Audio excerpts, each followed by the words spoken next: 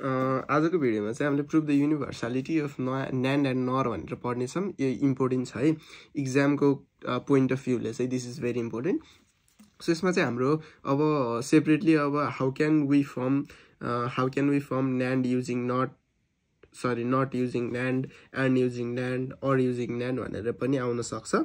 और हामीहरूलाई चाहिँ अब डाइरेक्टली यो पुरै क्वेसन नि सोध्न सक्छ। यो पुरै क्वेसन सोध्यो भने चाहिँ कसरी सल्भ गर्ने भनेर मैले सिकाउन गइरहेको छु।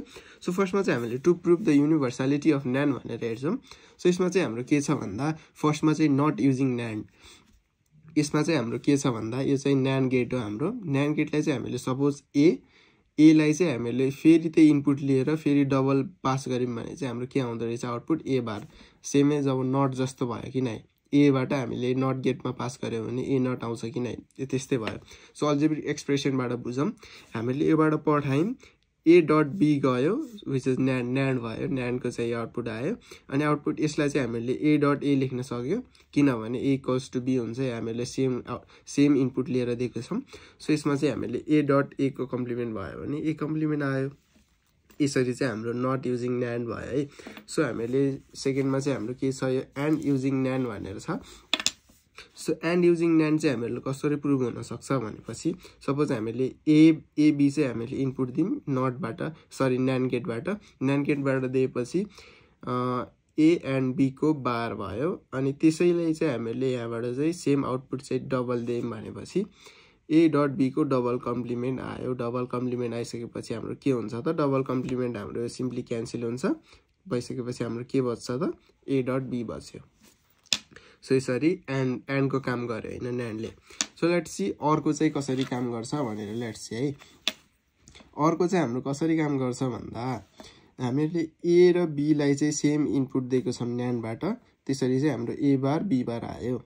यो ए बार बी बारलाई फेरि लगेर हामीले NANDमा राख्यो भने ए बार डट बी बारको फेरि कम्प्लिमेन्ट आउँछ कि आउँदैन, आयो। यो आइसकेपछि हाम्रो के हुन्छ त बुलियन अल्जेब्रामा यस्तो भएपछि हाम्रो ए प्लस बी हुन्छ। सो लास्टमा चाहिँ हामीले यो NANDको चाहिँ नर युजिङ NAND गरेको छौँ। सो NANDमा चाहिँ हाम्रो के यसमा नरमा चाहिँ कसरी हुन्छ भन्दा सेम यहाँसम्म चाहिँ सेम आउटपुट दिएको छ हामीले, ए हेर्न सक्नुहुन्छ। योलाई चाहिँ सेम हाम्रो यहाँसम्म आएको छ। म फेरि एक्सप्लेन गर्छु। एलाई चाहिँ हामीले सेम इनपुट दियो भने ए बार आयो NANDमा, बीलाई चाहिँ हामीले सेम इनपुट दियो भने बी बार आयो। फेरि त्यसलाई NANDमा लगेर राख्यो भने हाम्रो ए प्लस बी यहाँ माथि जस्तै आयो। फेरि त्यसलाई चाहिँ फेरि लगेर एकचोटि NANDमा राख्यो भने ए प्लस बी को कम्प्लिमेन्ट भयो कि नै, विच इज अब नरको हाम्रो सपोज अब हामीले ए बीलाई चाहिँ हामीले नर गेटबाट पास गर्यो भने हाम्रो ए प्लस बी को बार आउने कि नै, त्यस्तै यहाँ काम भयो कि भएन, यस्तै यहाँ काम भयो कि नै, यो काम भयो कि नै, भयो। सो अब let's see how to prove अब युनिभर्सालिटी अफ NOR है। नरको कसरी प्रुभ गर्ने भनेर नट युजिङ NOR हामीले नट युजिङ NOR गर्न सक्छौँ। सेम हाम्रो के भयो त एलाई चाहिँ हामीले NAND जस्तै अगाडि हामीले NANDमा गरे जस्तो एलाई चाहिँ हामीले सेम इनपुट लिएर नरमा गेटमा पास गर्यो भने हाम्रो के हुँदो रहेछ त नट जस्तो काम गर्दो रहेछ। यहाँ ए नट आएको जस्तै यहाँ पनि ए नट आउँदो रहेछ। सो अर युजिङ NORमा हेरौँ। अर युजिङ NORमा चाहिँ हामीले एबी लगेर हामीले नर गेटमा पास गर्यो। नर गेटमा पास गरिसकेपछि हाम्रो के आउँछ त रिजल्ट ए प्लस बी को बार आयो। फेरि त्यसलाई लगेर हामीले सेम त्यसैलाई पास गर्यो भने हाम्रो के हुँदो रहेछ त ए प्लस बी को डबल बार हुँदो रहेछ, विच इज अब डबल बार चाहिँ हाम्रो क्यान्सल हुन्छ। क्यान्सल भइसकेपछि ए प्लस बी हुने भयो।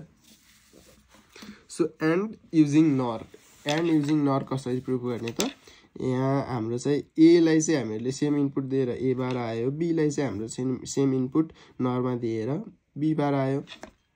बी बार आइसकेपछि हाम्रो के भयो त फेरि त्यो दुईवटा इनपुटलाई लगेर चाहिँ हामीले अर्को नर गेटको आउटपुटमा इनपुटमा जोड्छौँ। अनि त्यसको आउटपुट के आयो त ए बार प्लस बी बार को कम्प्लिमेन्ट आयो। यसको मतलब के हो त हाम्रो बुलियन अल्जेब्रामा यो भनेको हाम्रो ए डट बी हो। अनि हाम्रो फेरि NAND युजिङ NOR हामीले कसरी गर्छौँ त भन्दा हामीले फेरि यहाँसम्म चाहिँ हाम्रो सेम छ, यति हाम्रो यो यति र यहाँसम्म हाम्रो सेम छ है। यहाँसम्म हाम्रो सेम आउँछ अनि यसमा चाहिँ हाम्रो के हुँदो रहेछ त लास्टमा फेरि हामीले त्यो हाम्रो आएको आउटपुटलाई फेरि एउटा न्यान्ड गेटको इनपुट नर गेटको इनपुटमा लगेर राख्यो भने के हुँदो रहेछ त ए डट बी चाहिँ हाम्रो के भन्दो रहेछ A dot B bar which is अब न्यान्डको काम हो कि होइन यो so in this way you can prove the universality of NAND and Nar